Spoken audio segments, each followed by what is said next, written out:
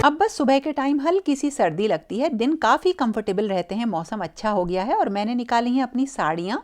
अच्छा लगता है पहन के क्योंकि काफ़ी दिनों से ये ऐसे ही रखी हुई हैं और मैं कर रही हूँ अब तैयारी आज फिर से होली की कुछ छोटी-मोटी चीज़ें बनाने की आपके साथ शेयर करूँगी। और हाँ, इन सब के साथ मैं अपनी हेल्थ का बहुत ज़्यादा ध्यान रखती हूँ और आज मैं आपको एक और बहुत अच्छी चीज़ बता रही हूँ जिसको कि आप यूज़ कर सकते हो होली की रेसिपीज़ में और बहुत तरह से यूज़ कर सकते हैं। तो मैंने क्या किया, स्ट्रॉबेरी को कट किया और 2-3 चम्मच बड़े चम्मच चीनी डालकर इसको बिल्कुल बारीक पीस लिया है। और अब मैं क्या करूँगी, थोड़ा एक पैन लूँगी और उसमें इसको डालूँगी और कोई घी पानी वगैरह कुछ नहीं डालूँगी और इसको गाढ़ा होने तक पकाना है बिल्कुल मीडियम फ्लेम पर।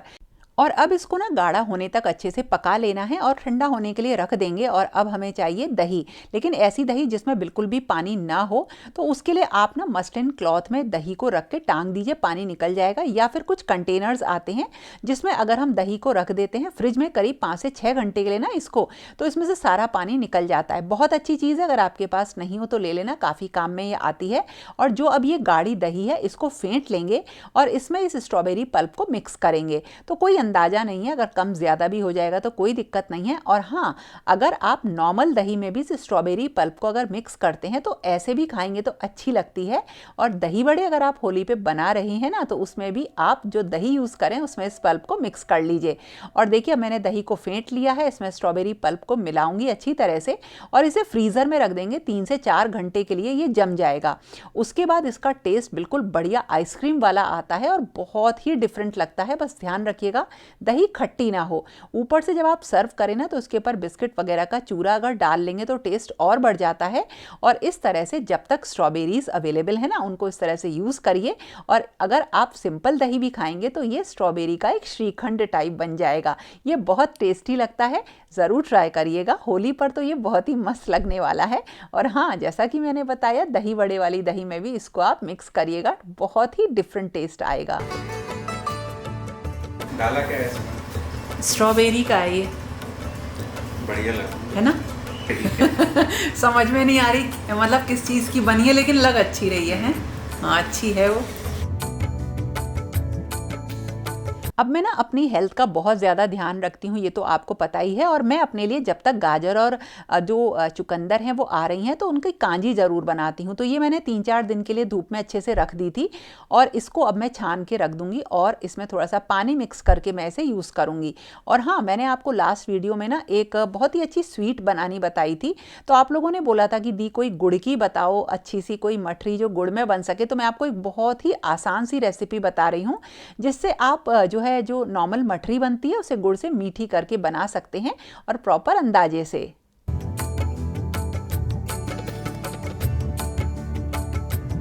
और इसे बनाने के लिए मैंने क्या किया, 1 किलो मैदा लिया है, उसमें थोड़ा सा पहले बीच में जगह बना के मतलब पानी डाल दिया है। इसमें बेकिंग सोडा डाला करीब आधा छोटा चम्मच और इस पानी में इसको मिक्स कर लेंगे। मतलब इससे क्या होता है, जो ये बेकिंग सोडा होता है ना, इसके निशान आपकी मठरी पे नहीं आते हैं। और 1 किलो मैदा का जो रूल है मोयन का, वो 300 ml कुकिंग ऑयल का है। तो 1 किलो मैदा में 300 ml या 1 कप से थोड़ा सा ज़्यादा, मतलब 1 कप मान लीजिए, इतना हम कुकिंग ऑयल डालेंगे। बस ध्यान रखिएगा बीच में पानी के साथ इसे मिक्स करिएगा और उसके बाद पूरी मैदा में इसे मिक्स करके और फिर इसका एक बहुत टाइट सा डो हम बना लेंगे। अब क्योंकि हम ये मीठी गुड़ की मठरी बना रहे हैं इसलिए इसमें हमने अजवाइन वगैरह कुछ नहीं डाला है। तो देखिए काफ़ी टाइट ये डो बन गया है और अब हमें इसकी मठरी बनानी है, लेकिन उससे पहले हम गुड़ की चाशनी बनाएंगे। तो हमने क्या किया, 3 कप पानी लिया और उसमें 1.5 किलो गुड़ डाल दिया है और इसको हमें अच्छी तरह से पकाना है। और जब तक ये पकेगा ना, तेज फ्लेम पे पका लीजिए, जब तक ये पकेगा गाढ़ा होने तक, तब तक हम अपनी मठरी सेक लेंगे। तो देखिए इधर हमने इसे चढ़ा दिया है और मठरी को हमें, क्योंकि ये मैदा की मोयन वाली मठरी है, तो हमें इसे धीमी फ्लेम पर ही बनाना है। किसी भी शेप में आप इन्हें कट कर लीजिए। तो मैंने तो एक नॉर्मल जो शेप होती है उसी में कट कर लिया है, थोड़ा सा इसको मोटा रखा है और अब इसको हम फ्राई करेंगे। और इनको हल्का सुनहरा होने तक ही फ्राई करना है, बिल्कुल धीमी फ्लेम पर। और उसके बाद हमें इनको मिक्स करना रहेगा गुड़ की चाशनी में। लेकिन उसका क्या अंदाज़ा रहता है, कितनी गाढ़ी होनी चाहिए, वो भी मैं आपको बता देती हूँ। तो बिल्कुल धीमी फ्लेम पर हमने इनको मठरी को फ्राई किया है। ध्यान रखिएगा कि कोई भी चीज़ मैदे की मोयन वाली होती है तो उसे हमें बिल्कुल धीमी फ्लेम पर ही बिल्कुल पकाना है, यानी फ्राई करना है।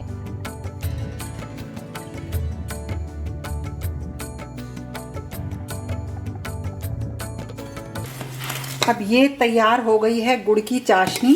गुड़ जो है इसमें बिल्कुल मेल्ट हो गया और देखिए कुछ इस तरीके की कंसिस्टेंसी इसकी आ रही है, देखिए ऐसे। बस हमें क्या करना पड़ता है, ये इतनी करनी पड़ती है गाढ़ी ताकि मठरी में ये अच्छे से लिपट जाए। देखिए काफ़ी ये गाढ़ी हो रही है, बस इसका यही अंदाज़ा है, कोई ऐसा अंदाज़ा नहीं है कि इतने तार की बनेगी। देखिए बस ये हो गया है इतना, और बस गुड़ क्या होगा उसमें ड्राई हो जाएगा। तो अभी क्या हो रहा है, ये मेरे सिक रहे हैं और ये ऑलरेडी मेरे रेडी हो चुके हैं। अब जो ये हमारे हो रखे थे ना मठरी तैयार, इसको अब हम डालेंगे गुड़ की चाशनी में और फिर हम इसको थोड़ी देर रहने देंगे इसमें और फिर निकालेंगे। तो ये देखिए गुड़ की चाशनी में डालते जा रहे हैं हम।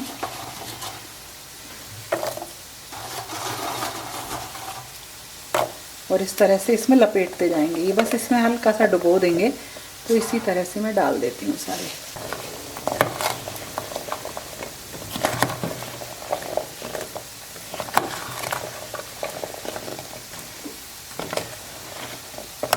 और इसे थोड़ी देर मैं इसी में पड़ा रहने दूंगी अभी। और ये इधर सिक रहे हैं दूसरे वाले भी। और 10-15 मिनट के बाद हमें इन्हें निकाल लेना है गुड़ की चाशनी में से। और उसके बाद दोबारा जो दूसरा बैच है वो इस गुड़ की चाशनी में डाल के निकाल लेंगे। बस यही तरीका है।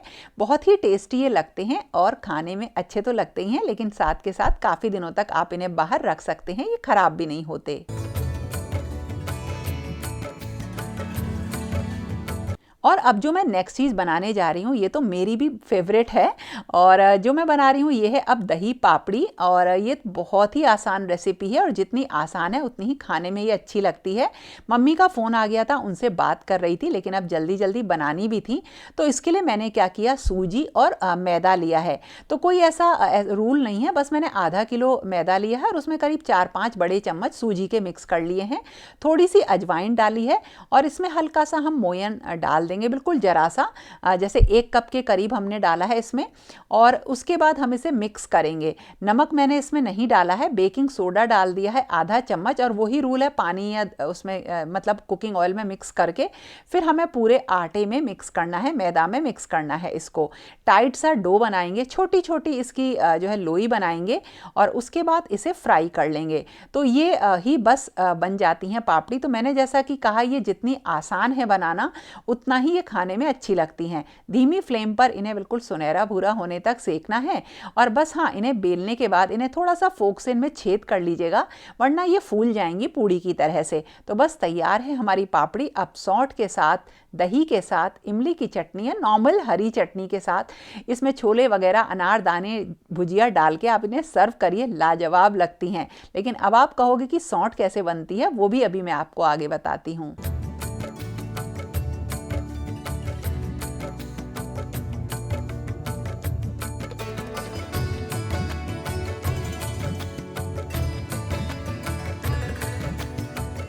जब भी मैं श्री बांके बिहारी जी मंदिर में चाट लेके जाती हूँ ना, तो टिक्की बनाती हूँ, जो आप लोग हमेशा पूछते हो कि कैसे बनाते हो आप आलू की टिक्की।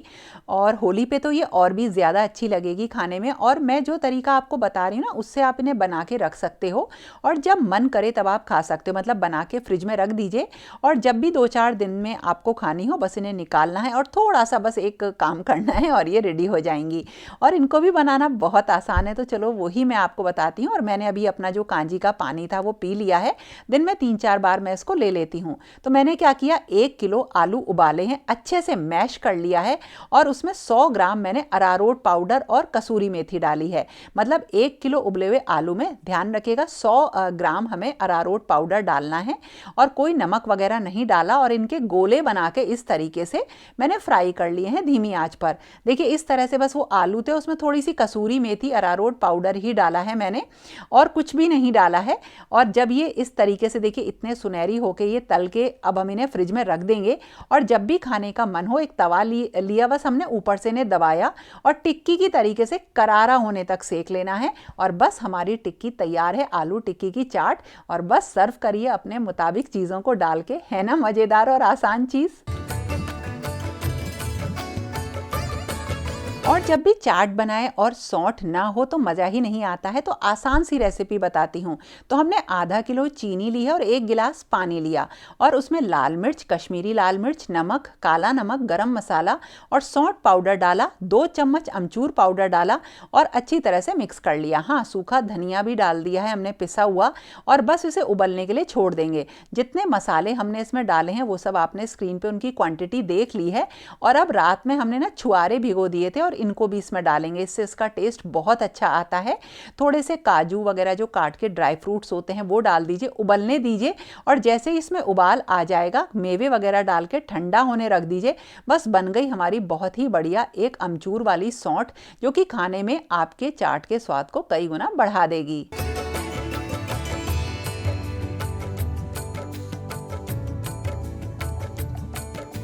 आप लोग अक्सर मेरा रूटीन पूछते हो कि वो क्या रहता है या इतना काम मैं कैसे कर लेती हूँ। तो इन सब का जो मूल मंत्र है वो ये है कि मेरी सुबह बहुत जल्दी उठने की आदत है, जिसकी वजह से मेरे दिन जो है ना मतलब एक दिन समझ लीजिए 2 दिन के बराबर हो जाता है।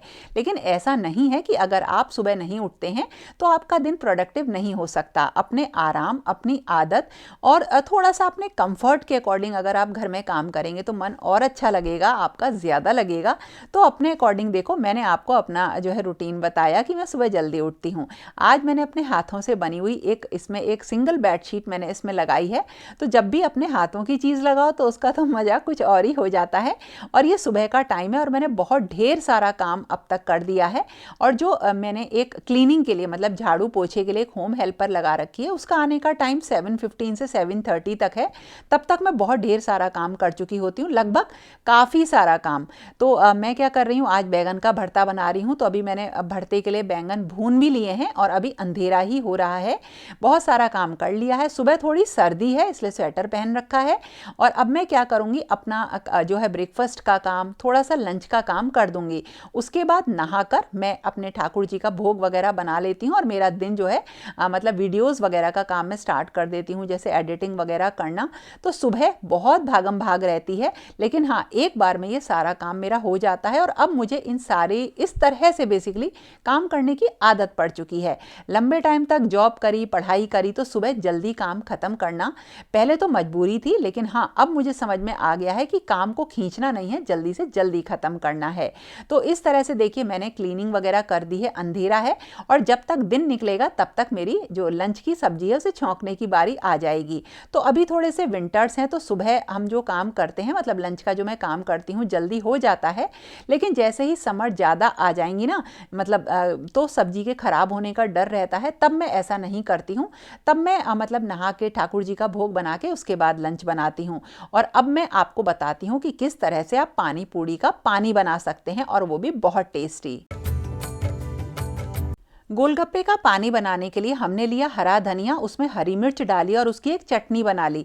इसमें अब जलजीरा डालेंगे और जो जलजीरा पाउडर आता है, और एक पीली मिर्च आती है उसे यूज़ करेंगे, काली मिर्च और थोड़ा सा जीरा इसमें डाल दिया है। और इसके साथ लाल मिर्च भी मैंने इसमें डाली है और थोड़ी सी काली मिर्च वगैरह डाल दी है। पीली मिर्च का स्वाद बहुत अच्छा आता है, ये नॉर्मल मिर्च ही होती है। और इन सारी चीज़ों को इसमें डालेंगे। आप चाहें तो बिल्कुल ज़रा सा अदरक भी इसमें ऐड कर सकते हैं। अब ये सारी चटनी जो हमने बनाई है इसको पानी में मिक्स करना है। इसमें थोड़ा सा नमक, काला नमक, भुना जीरा और इसके साथ साटरी आती है बिल्कुल जरा सी, वो भी डालेंगे।